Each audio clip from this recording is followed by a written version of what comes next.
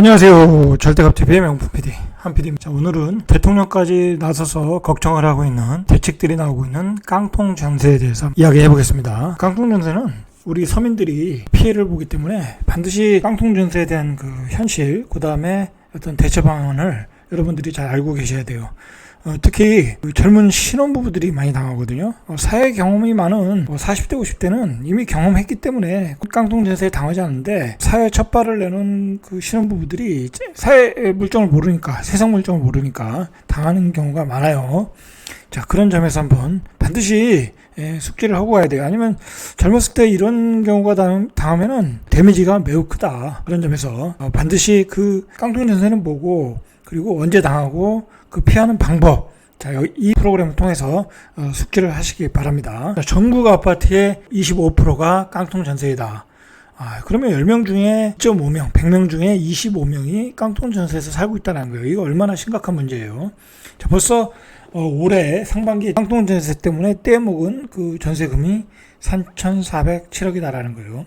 자, 기본적으로 깡통 전세라는 게 뭐냐면 전세 보증금이 매매값보다 더 높은 경우예요. 내가 그 돈으로 아파트를 살 수 있는데, 살 수 있는 가격보다 더 높은 전세 금액을 지불하고 들어간다는 거예요. 잘 안 팔리는 아파트인데 그게 문제라는 거죠. 중앙일보가 6일 국토교통부 실거래 공개 시스템에 신고된 올해 4월부터 6월 데이터를 토대로 전국 아파트의 전세 가격과 매매 가격 차이를 비교해 봤어요. 조사를 해봤더니 80% 이상의 단지가 4,729단지에서 역전세 현상이 나타나고 있다고 해요. 제가 보기에는 화곡동 모녀 세자매 화곡동 모녀 세자매 사건에서 그게 큰 전환점이 된 것 같아요. 그때를 계기로 사회 문제로 대두됐고, 자꾸 그런 사건들이 유사 전세 사기 사건들이 자꾸 터지잖아요. 심지어는 수천 채의 빌라를 사가지고 깡통 전세로 내놓고 수백억의 차익을 낸 사람들이 있더라는 거예요. 그래서 경찰에서도 전세 사기 전담 수사 본부를 설치하겠다. 그래서 6개월간 집중 단속을 하겠다고 그래요. 자, 윤석열 대통령이 전세 사기와 같이 민생을 위협하는 범죄는 강력한 수사를 통해서 일벌백계 하겠다라고 하면서 전담 수사 본부를 설치했어요. 일벌백계가 필요하죠. 깡통 전세의 수법이 뭐냐면 무자본 갭투자, 자기 자본 없이 갭투자 하는 거예요. 뒤에서 보겠어요, 그건. 자, 그래서 고의적인 보증금을 반환하지 못하는 경우, 내가 빼고 나가야 되는데 전세금 도로 달라고 그러니까 못 빼고 나가니까 네가 빼서 나가라는 거잖아요. 자, 그 다음에 부동산 권리관계, 허위 고지, 그리고 실수요자 행세. 깡통 전세를 놓고서 소유자를 바꿔버리는 거야. 노숙자로. 노숙자는 뭐 나타나지도 않죠. 그죠? 노숙자는 돈만 받아서 그냥 갚버리고. 자, 그런 경우, 그냥 집이 붕 떠버린 경우, 그런 경우가 있겠죠. 그 다음에 허위 보증보험, 그리고 불법 중개, 매매 행위, 여러 가지 7개 유형을 나눠서 중점 단속을 하겠다고 그래요. 자, 경찰이 집중적으로 지금 단속을 하는 경우가 규모가 크거나 건축주, 분양 대행사, 공인중개사, 이렇게 세 그룹들이 모의를 해서 깡통 전세를 놓는 경우가 있어요. 건축주는 빌라를 다 줘놓고 안 팔리잖아요. 안 팔리니까 브로커한테 파는 거야. 전세 사기를 치는 브로커한테 거기에 대한 프리미엄을 주는 거예요. 그러면 브로커는 공인중개사한테 투수료를 2배 준다고 하고 세입자를 맞추라고 그래요. 깡통 전세 가격으로. 이렇게 해서 몇백 채씩 팔아먹는 거야. 그리고 이 브로커는 그거를 노숙자 이름으로 다 바꿔버리는 거야. 거기서 브로커는 아무 흔적이 없어지잖아요. 아무 죄가 없어요. 깡통 전세는 논죄밖에 없어. 자, 그런 걸 법적으로 구속수사를 하겠다라는 게 이번에 원칙이에요. 자, 그런데 이게 문제가 뭐냐면은 이렇게 해서 구속을 했어, 검찰에서. 근데 법원에서 어떤 판결이 나오냐가 또 문제예요. 법원에서는 또 법리 논쟁이 있거든. 그럼 이렇게 또 수십억, 수백억을 번 이 브로커들은 A급 변호사를 써가지고 또 피해 나갈 거란 말이에요. 자, 그런 악순환이 반복될 가능성이 많아요. 그러니까 중요한 거는 여러분들이 속지 않으면 되는 거야. 속지 않으면. 근데 문제는 뭐냐면 이 신축 빌라, 예를 들어서 이 신혼부부들이 이 전세를 구하러 다니는데 아파트는 한 6억이야, 전세 얻으려면. 근데 빌라는 한 2억 5천이면 얻네? 2억이면 얻네, 조그만 거. 자, 그러면 또 가니까 또 깨끗해. 그리고 거기다 또 에어컨까지 설치해 주겠대. 이사 비용도 주겠대. 그러니까 홀랑 계약하는 거야. 그래서 속는 거예요. 세상 물정을 모르는 거지. 세상에 공짜가 없는 거예요. 절대 속지 말아라. 차라리 구축 빌라를 사든지 아니면 전세를 얻든지 싸게, 그리고 고쳐서 들어가든지 그렇게 해야죠. 그죠? 그런 방법으로 해야지. 세상에 공짜는 없다 생각을 하셔야 되는 거예요. 이제 아파트 시장이 꺾이니까 또 오피스텔에 그 풀 투자들이 들어갔거든요. 지금 오피스텔도 역전세 현상이 일어나고 있어요, 벌써. 이게 이런 역전세 현상이 주로 일어나는 게 앞에서 봤듯이 신축 빌라의 전체 거래량 중에 30% 거래량이 전세가율의 90%를 윗돌고 있다라는 거야. 여기서 최소한 15%는 매매가를 위로 가고 있다라는 거야. 그래서 수백 채, 수천 채 전세 사기가 발생하고 있다라는 거예요. 자, 이건 방법이 없어요. 본인이 숙지를 하고 안 들어가는 수밖에 없어. 들어가면 지옥이 되는 거예요. 한국 부동산 통계에 따르면 지난 6월이에요. 바로 직전 서울 연립 다세대 매매 가격 지수 변동률이 마이너스 0.01 떨어지기 시작했다라는 게 빌라가. 빌라도 올 초에 올랐어요. 아파트 가격이 폭등하니까 빌라로 다 몰려갔죠. 올랐는데 6월부터 떨어졌다. 3개월 만에 하락세로 돌아섰다라는 거예요. 실제 연립 다세대 매매 거래량도 줄어들고 있어요. 자, 여러분 이걸 이해하셔야 돼. 뭘 이해하셔야 되냐면 지금 아파트 가격이 폭락하잖아요. 이제 빌라도 후행성을 따라 이제 폭락 추세로 들어간 거야. 그런데 아파트보다도 빌라는 더 빠르게 더 많이 폭락을 한다는 거야. 거래가 안 돼요. 빌라가 거래가 되는 것은 아파트 가격이 너무 많이 올랐을 때 빌라가 거래가 되는데 지금 아파트 가격이 폭락하는데 누가 빌라를 사겠냐. 자, 그러니까 앞으로 빌라 쪽에서 깡통 전세가 엄청나게 나올 가능성이 많아요. 빠지는 폭이 더 크니까 그걸 알고 계셔야 돼. 자, 그리고 우리가 이 깡통 전세가 나오는 이유 중에 하나는 수십 채, 수백 채를 샀잖아요. 샀는데 종부세를 내야 될 거 아니야. 그거 가지고 있는 사람은. 그 종부세를 못 내니까 결국은 어떻게 되겠어요? 다 경매가 들어오겠죠? 그래서 경매로 다 들어오고 세입자들이 전세보증금을 다 날리는 악순환이 반복되고 있는 거예요. KB부동산 월간 시계열 통계표에 따르면 지난달 수도권과 광역시를 제한 지방 진역의 아파트 전세가율이 75.4%야. 이게 1년 만에 가장 높은 수준이라고 그래요. 지방의 전세가율이 왜 이렇게 높냐면은 지방은 기본적으로 이 구축의 소형 아파트 이런 것들은 거래가 잘 안 돼요. 안 올라간단 말이에요, 가격이. 그런데 요즘 지방 아파트도 떨어지잖아요. 매매가는 떨어지고 전세가는 또 올라오고, 그러니까 이런 지방에서 깡통 전세, 이 전세가율이 높아지는 현상이 나오고 있다는 거야.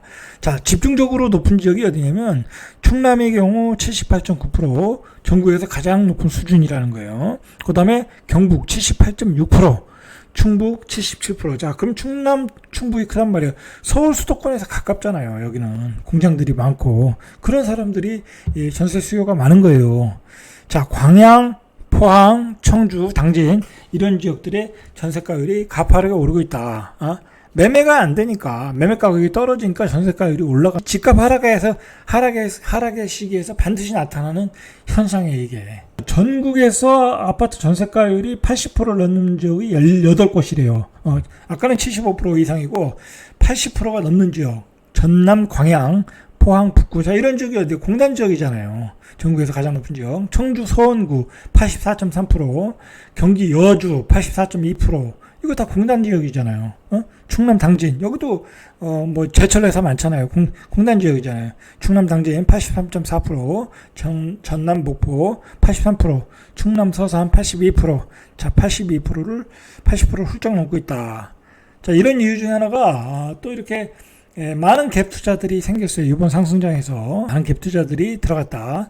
자, 그런데 중요한 거는 이제 계속 개수를 늘리다 보면 세금을 내야 될 거 아니에요. 그죠? 종부세를 내야 될 거 아니야. 그래서 수많은 파산자들이 나오고 있는 거예요. 파산자들이. 그러면 구체적인 사례를 볼게요. 전남 군산의 D아파트는 전용 74, 13층의 전세가와 11층 매매가가 모두 1억 2,500 똑같다라는 거야. 전세가와 매매가가 똑같다라는 거예요. 자, 전세가 1억 2,500인데 직접 매매가는 또 9,800이래. 그러니까 이걸 투자한 풀빛 투자 임대인은 앉아서 2,700만 원을 벌었겠죠. 자, 이게 문제는 뭐냐면 인천 같은 지역, 어떤 지역에서는 그러니까 세대수가 많지 않은 동이겠죠.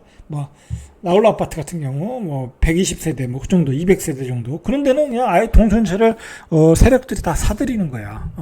한 채 뭐 한 뭐 2천씩 먹는다고 해보세요.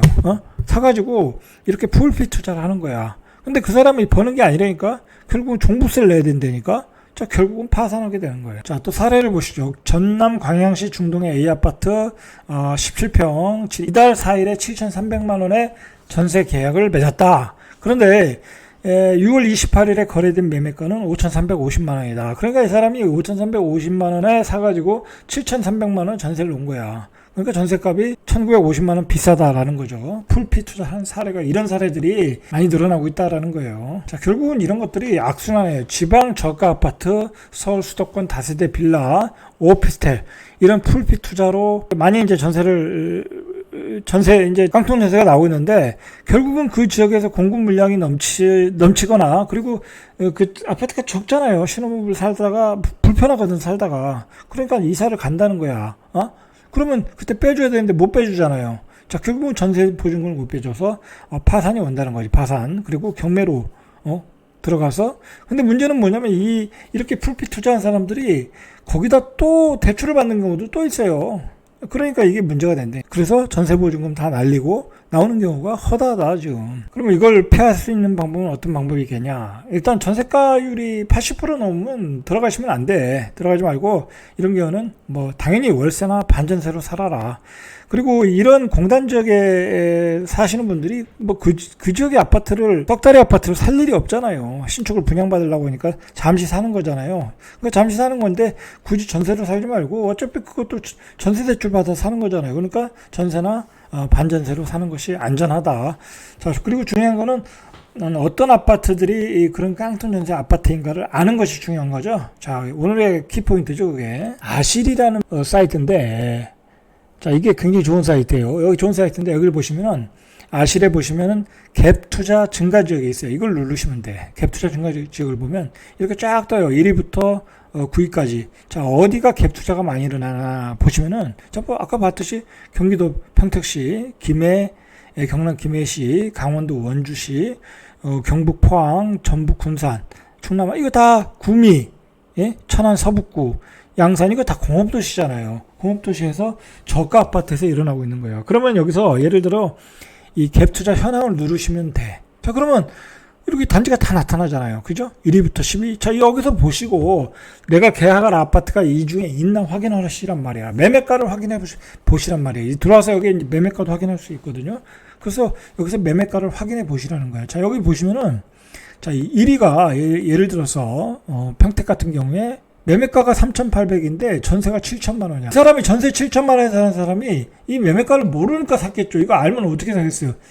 이거 전세 놓으신 분은 놓은 사람은 그냥 앉아서 3,200만 원 버는 거야. 자, 그리고 두 번째로 이 두 번째 아파트도 매매가가 4천인데 전세가 7천만 원이야. 그냥 앉아서 3천만 원. 자, 이런 재미로 사기꾼들이 뭐랄까요 이렇게 해서 막 수십 채 수백 채씩 사는 거야. 앉아서 돈 버는 거니까. 자, 이게 냉정하게 보면 이거 사기로 볼 수도 없어요.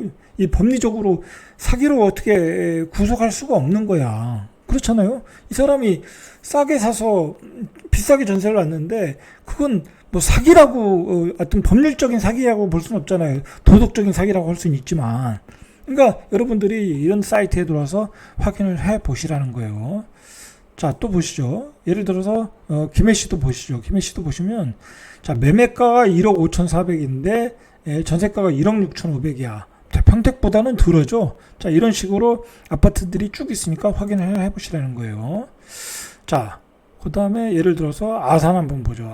아산도 아산은 조금 덜하네요. 포항 같은 경우 한번 보시죠. 자, 포항도 매매가가 8,750만 원인데 전세가 1억이야. 이런 식으로 중요한 거는 이게 이렇게 정보들이 다 나오잖아요. 나오면 이걸 보고 또 이 갭 투자하는 사람들이 이런 걸 또 사들어가.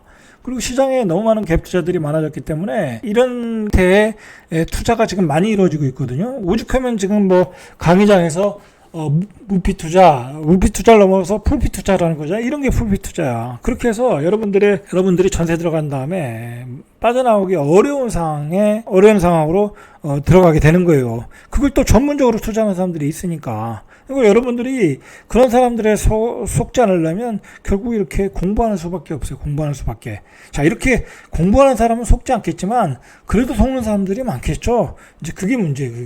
그게. 자, 그게 문제다라는 거예요. 이게 앞으로도 굉장히 본격적인 하락장으로 가기 때문에 아주 큰 사회 문제가 될 가능성이 많아요. 지금은 이제 이런 소형 아파트에서도 문제지만 이제 뭐 2억 이상 보시면 뭐 이게 이제 1억에서 한 2억 뭐 5천에서 한 2억 사이에서 1억 5천 사이에서 이런 일이 많이 발생하지만 이제 1억 5천에서 2억 5천, 3억까지도 그런 문제들이 많이 발생할 수 있어요. 집값이 떨어지는 시기에. 자, 그런 점에서 깡통전세는 여러분들이 공부를 하시고 피하는 수밖에 없어. 자, 이상 절대값 투비의 명품 PD 한 PD였습니다.